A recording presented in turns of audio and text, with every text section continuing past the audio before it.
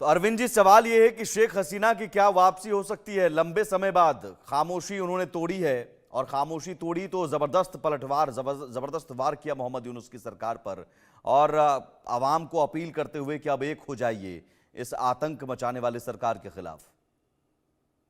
अ, सुमित साहब, देखिए, शेख हसीना की वापसी तो मुझे नहीं लगता कि किसी भी कीमत पर होगी।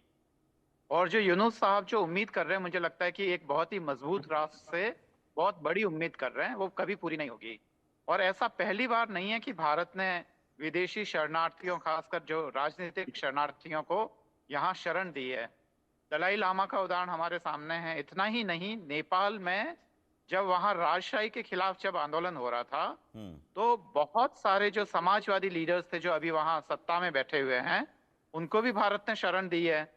और ऐसा ही श्रीलंका के बहुत सारे लीडरान को भारत ने यहाँ पे शरण दी है। इसलिए यह तो जी, चलिए ठीक है। विनोद दत्ता साहब, तो क्या ये जो खामोशी खामोशी का अचानक टूटना और इस तरह से मोहम्मद यूनुस की सरकार पर हमला करना, शेख हसीना को लेकर क्या संकेत आप देख रहे हैं, और वो भी तब विदेश सचिव के दौरे के दौरान? देखिए, ये बांग्लादेश को भी मालूम है और पूरे विश्व को मालूम है कि शेख हसीना सरकार के और भारत के जो संबंध थे वो बड़े मधुर थे। और आपने पहले खालिदा जिया का भी जो रेजीम देखा था वो प्रो पाकिस्तान ही रहा है। बंगबंधु का भी असैसिनेशन मेजर जियाउर रहमान के टाइम में ही हुआ था। तो इन सब चीजों को देखते हुए उसे मालूम है कि भारत एक डिपेंडेबल अलाई है जहां तक शेख हसीना जी की बात है। दूसरी चीज, भारत ने ये एक अंतिम स्टेप लिया है डिप्लोमेटिक लेवल पे कि भारत इससे ज्यादा कोई भी अगर ऑपरेशन हिंदूज के खिलाफ होगा अगर बांग्लादेश में। भारत अगर भारत यहाँ उलझ जाता है, तो ये बाद में भारत, पाकिस्तान और चीन हो जाएगा, और अमेरिका जी यही अरविंद जी, चाहता आपकी है। आवाज बीच में अब थोड़ी डिस्कनेक्ट हो गई थी। मैं आता हूं दोबारा। विनोद दत्ता जी अपनी बात पूरी कर लें। जी ब्रिगेडियर साहब। जी, देखिए, रही बात इंडिया की, तो इंडिया अब चारों तरफ से आप देखिए कोई भी एक डिपेंडेबल अलाई भारत के पास नहीं बचा है।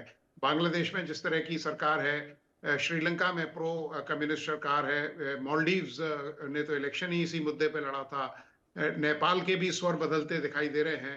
तो भारत को अब एक कहते हैं ना मस्कुलर नेशनलिज्म का इजहार करना पड़ेगा।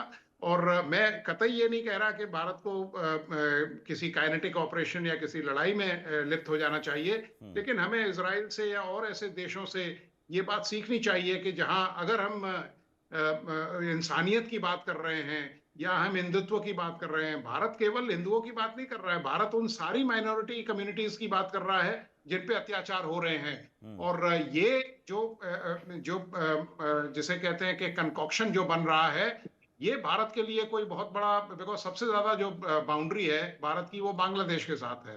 और बांग्लादेश को भी ये समझना चाहिए, अगर आपको 1971 का बैटल याद होगा या जो ऑपरेशन था वो याद होगा, जब तीन तरफ से भारत ने अटैक किया था, जी, अखौरा एक्सेस और ये बाकी जगह से भी, तब पाकिस्तान को मजबूर होना पड़ा था कि उसने हथियार डाले थे।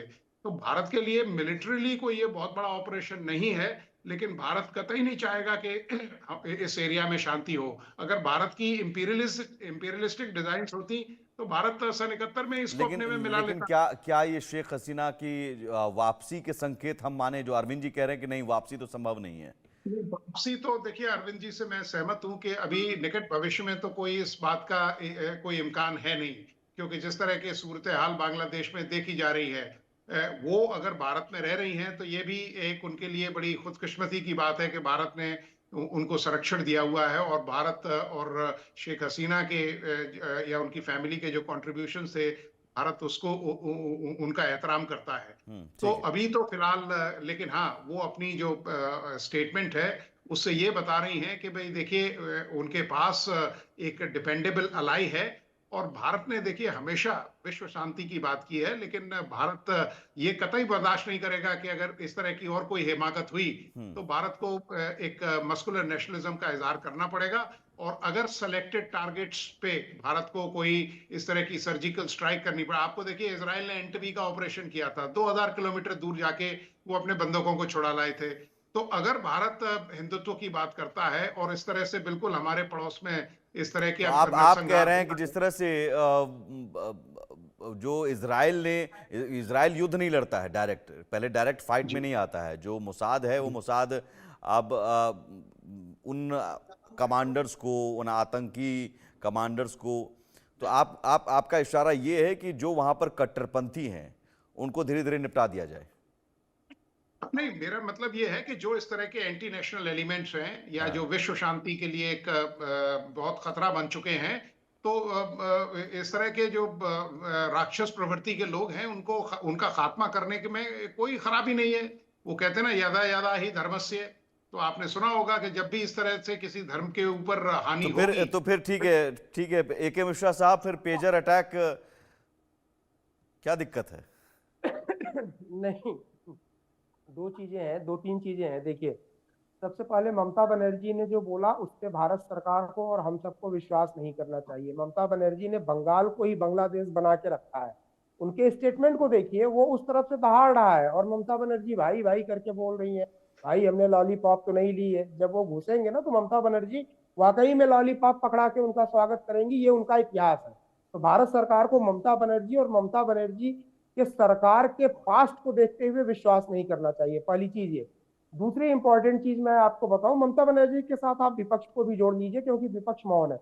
दूसरी इंपॉर्टेंट चीज मैं ये बताऊं, ये जितनी भी डेवलपमेंट हुई है, boots on ground, boots and butts on ground, ये इंडिया की कभी स्ट्रेटजी नहीं रही है और इसकी कोई जरूरत भी नहीं पड़ेगी कि हम सेना को वहां पे जो है डालें। मैक्सिमम 31 मार्च या अगस्त तक आप देखेंगे ये जिस तरह आंधी की तरह आए हैं, जरा इनकी सप्लाई लाइन कट हो जाने दीजिए, जो कि जनवरी के बाद होगा।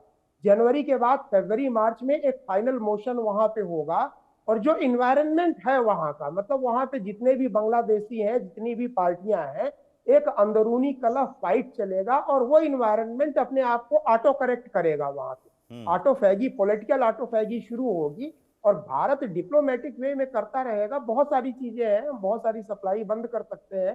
सिचुएशन इतनी टफ या टेंस वहां पे हो जाएगी और जैसे ही सिचुएशन टफ होगी ना, ये कोई वीर योद्धा नहीं है, ये भाड़े के टट्टू हैं, इनके पीछे किसी का हाथ है जिसके कारण ये उछल रहे हैं।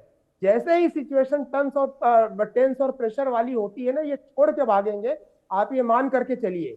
तो मैं इसीलिए 100 लेकिन अच्छी बात है आप AK मिश्रा जी, ये तो अच्छी बात है ना कि या फिर विपक्ष को नहीं समझ में आ रहा है, विपक्ष अगर चुप है तो उसे लग रहा है मुसलमान वोट बैंक नाराज हो जाएगा, लेकिन यहाँ तो भारत के मुसलमान खुलकर इसका विरोध कर रहे हैं। विपक्ष नहीं, आपकी बात सही है, भारत का मुसलमान वोट बैंक नाराज हो जाएगा। ऑफ कोर्स बंगाल में ममता बनर्जी की सरकार चलती है, बांग्लादेशी मुसलमानों के वोट बैंक से चलती है।